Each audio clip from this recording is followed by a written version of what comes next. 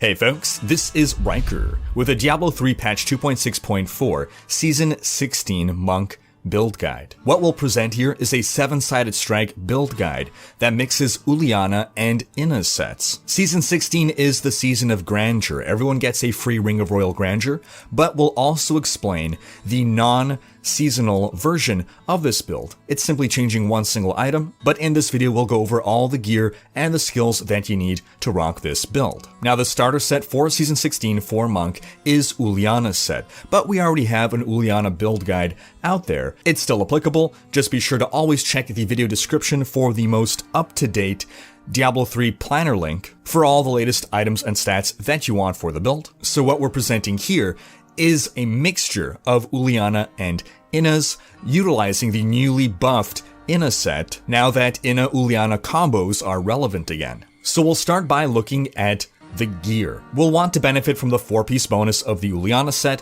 which we will achieve by equipping 3 pieces. Now the 2-piece bonus of the Uliana set is not important to us, but the 4-piece bonus is. Your 7-sided strike deals a ton of damage with every hit. 7-sided strike truly is the star of this build, so we're going to want to maximize our 7-sided strike damage. Then we want to benefit from the full 6-piece bonus of the Inna set, which we'll achieve by equipping 5 pieces of Innas. The 2-piece and 4-piece give us some nice little buffs, but really why we want this set is for the 6-piece bonus. Gain the 5 runed Mystic Allies at all times. That means without even having the skill equipped.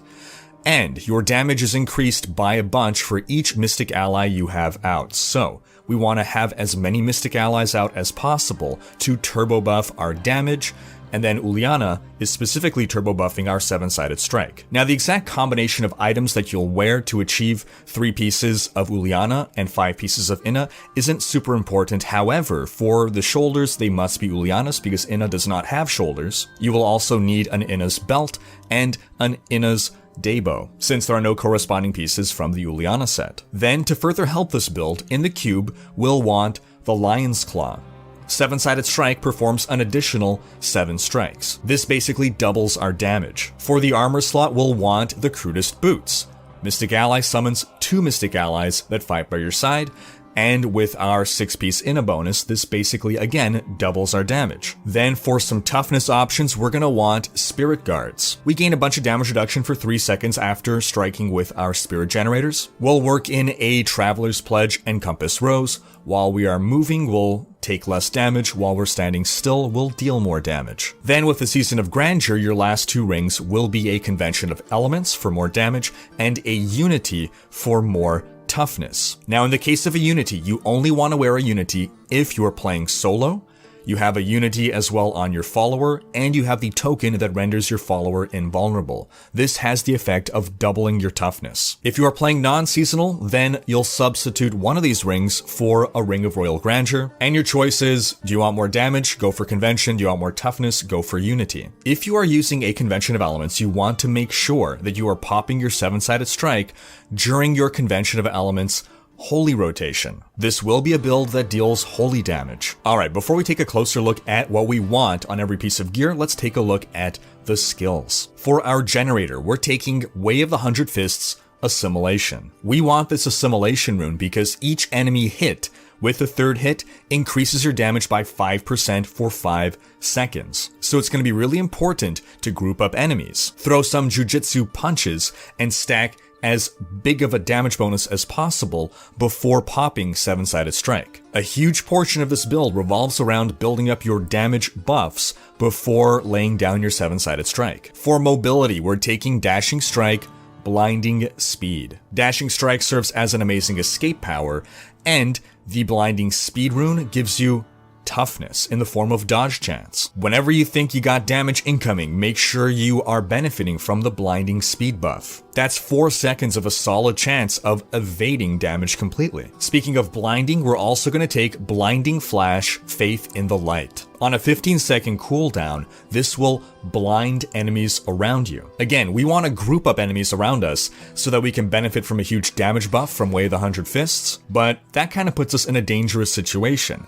Thanks to Blinding Flash, we can make that a little less dangerous. Then the Faith in the Light rune makes us deal more damage for 3 seconds after using this power. So we want to make sure that we use Blinding Flash maximum 3 seconds before we pop our 7-sided strike. We want to build up, group up, stack all those damage mods. So between these two, priority 1 is Way of the 100 Fists. You got a 5-second window, then you have a 3-second window with Blinding Flash. So first get your buff from this, then you pop Blinding Flash. Next we've got Cyclone Strike Implosion. This is what will help us group enemies. The Implosion rune lets us grab enemies from even further away. Next we're taking Serenity Ascension. For 4 seconds, we negate all damage and are immune to all crowd control effects. So basically what we want to do is we want to Dashing Strike into a group of enemies, Cyclone Strike to pull them in, Serenity to not die, Way of the 100 Fists to get our 3 hits in, to get our stacks,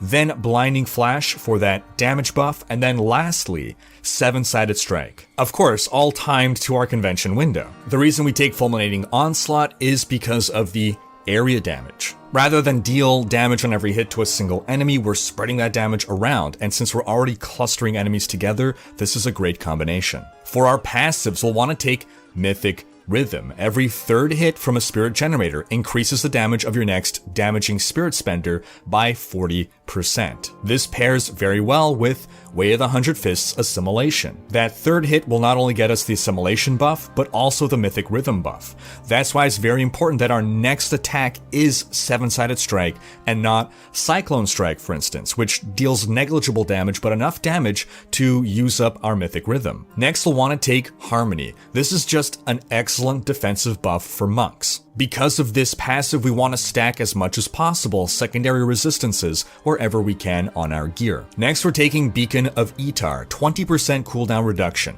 7-sided strike has a cooldown of 30 seconds. A lot of our skills here are working on cooldowns, so we really want to focus on reducing our cooldowns. Then lastly, Relentless Assault pairs very well with Blinding Flash. 20% more damage to enemies that are blind, frozen, or stunned. Again, we're popping Blinding Flash before unleashing 7-sided strike.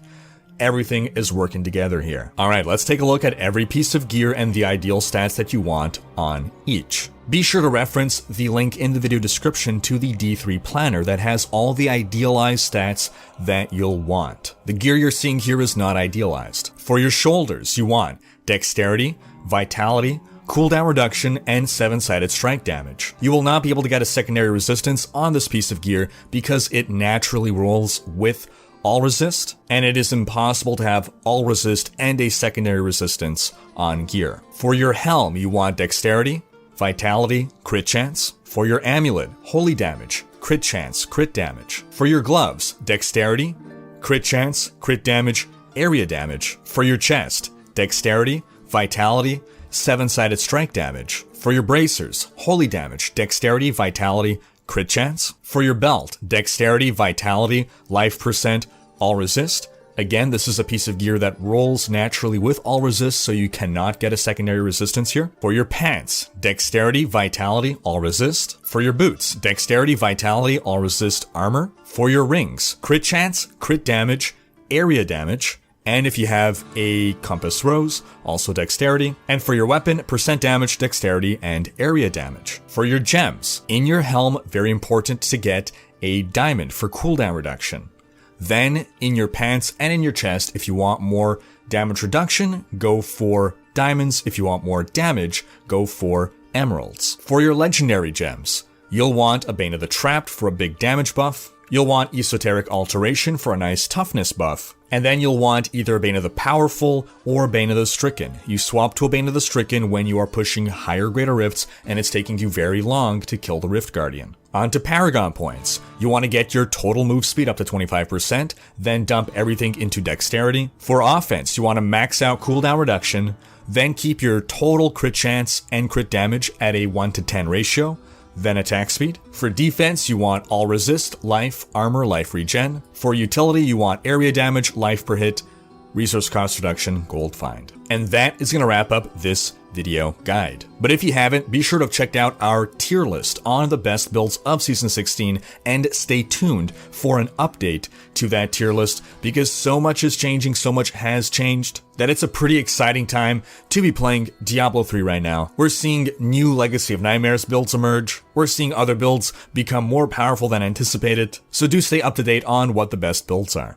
Thanks for watching. Special thanks to my Twitch and Patreon supporters for making these videos possible. If you like what you see on this channel and want to support the creation of more content, you can consider becoming a Royal Raider on Patreon, where your support is immensely appreciated. We've got a variety of backer rewards, including behind-the-scenes content, monthly virtual hangouts, and more.